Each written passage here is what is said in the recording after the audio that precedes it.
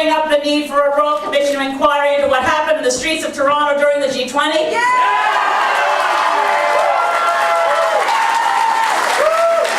Can you imagine that any one of the national leaders today is going to bring up the erosion of women's rights in this country over the last 5 years? Yeah!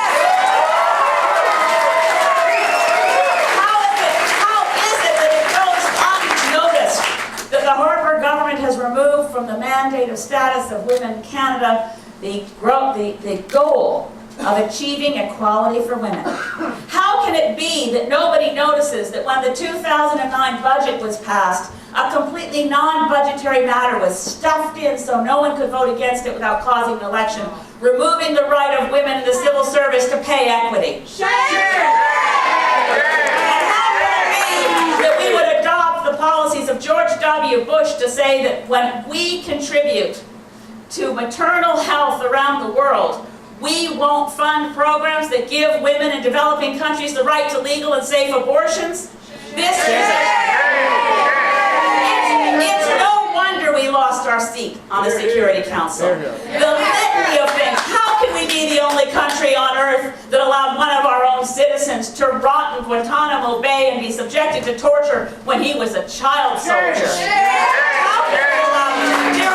How can we be the only country on earth out of 170 countries that ratified the Kyoto Protocol, that decided to walk into the meetings and say a legally binding convention means nothing to us? We are disowning it, we're disavowing it, and we will do nothing about it. Canada once showed global leadership. Canada was and could be again and will be again, because by God, Stephen Harper hasn't yet changed our country, although he's dismantling our institutions. We are still the same country that values cooperation over division.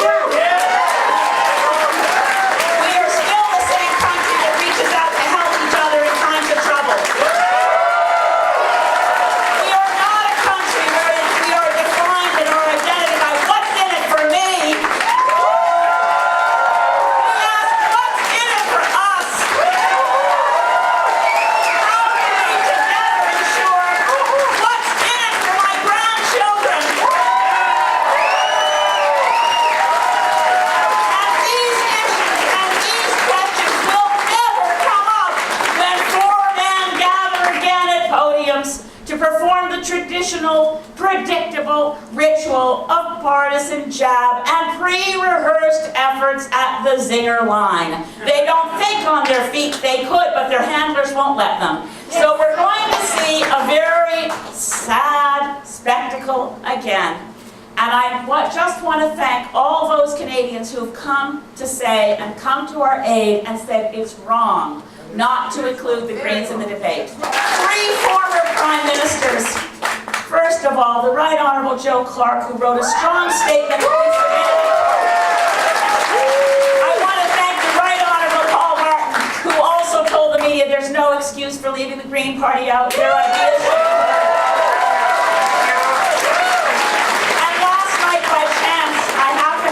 To meet up with the Right Honourable John Turner, who said to me, "I'm so proud of you."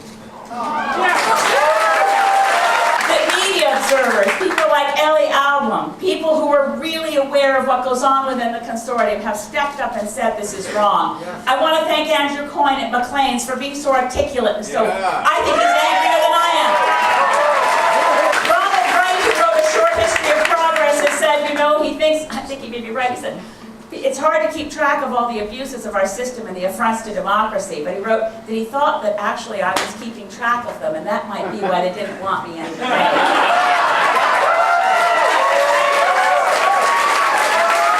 I think that the decisions of the Ombudsman from CBC and the Ombudsman from Radio-Canada, merci pour les décisions de l'Ombudsman de Radio-Canada, qui est aussi comme l'Ombudsman pour CBC, dit que ce n'est pas égal, ce n'est pas démocratique, ce n'est pas la vraie démocratie.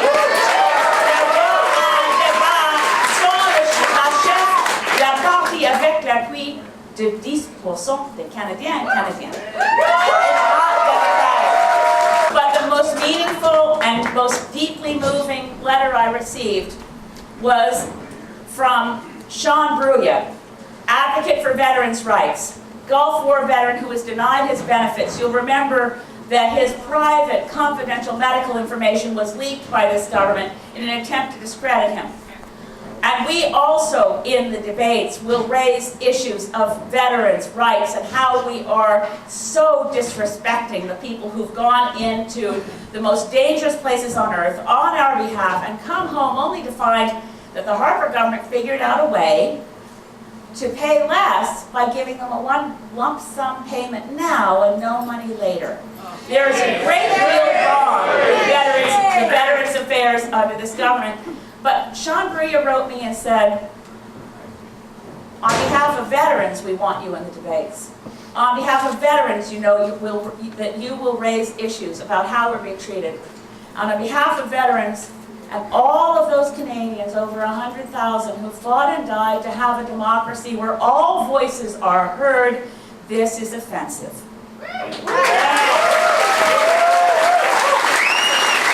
We are gathered here for something positive. That's right. We are here to say we have a platform that sets out the stepping stones. There's practical, they're sensible. There's a budget that shows how we can afford them to a better world. There's a way of showing Canadians that we can do things better by working together, that holding a positive vision of the future is the only thing that we can embrace that ensures that we will keep democracy alive, respond to the climate crisis, address social problems, address the growing gap between the rich and the poor, protect our health care system, ensure our young people have jobs and are not crippled by student debt, ensure that we have a place in the world where we can once again be a nation where people from other countries choose to sew our flag on their backpack.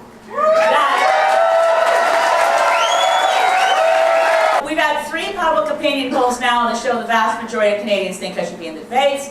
We've had numerous efforts by many means of Canadians rallying around the notion that whether they want to vote Green or not, it's an affront to democracy to have the single most important element of the election campaign, a very short election campaign, to choose to exclude a serious federal political party running candidates in 308 ridings right across this country, the only party that has ever achieved a vote total of 1 million votes and been excluded from the debates. We're the only party that has ever gotten 1 million votes without being included in the debates. Canadians from coast to coast need to know that we're not giving up on democracy.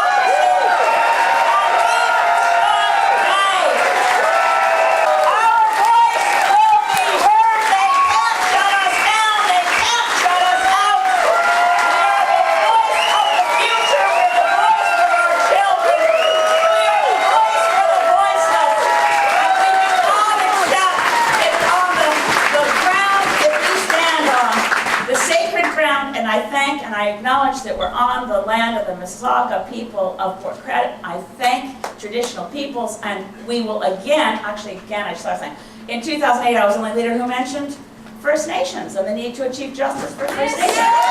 Every voter who's outraged by this, help us send a message to the old line parties that we're all too happy to shut the door on the face of 1 million Canadians. Show those parties that you want a new kind of democracy, you want a positive vision, that you want to send a message that the toxic partisanship of the last 5 years must end, that we find ways to work together, that coalition is not a dirty word. Cooperation is at the heart of what it means to be Canadian. Embracing democracy is at the heart of what it means to be Canadian, and understanding and valuing fair play in this country, and knowing that when something is unfair, it's un-Canadian.